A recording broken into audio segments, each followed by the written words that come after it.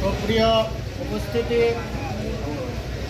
আমরা বিতরণের যে আন্দোলন, এমন কেউ যদি আপনাদের দলে করে তাদেরকে সম্পাদন আমরা জানি এই আন্দোলনে আমরা এই দেশটাকে সুন্দর করব।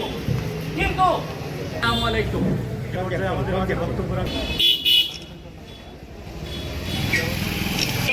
উপরে হামলা করেছে। কিভাবে হামলা করেছে? মাথায় আঘাত করেছে।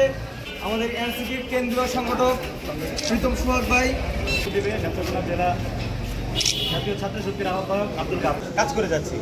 বলবো যদি মাদকের সাথে 1% কালেক্টরেট মাঠে জাতীয় নাগরিক পার্টি এনসিপি কেন্দ্রীয় নেতৃবৃন্দের উপস্থিতিতে বিষয়টা হয়েছে যে আমাদের প্রোগ্রামে আসছে বলেই একটা মানুষকে হামলা করতে হবে, তার নামে মামলা দিতে হবে। ভুল ত্রুটি হলে ক্ষমা চাই।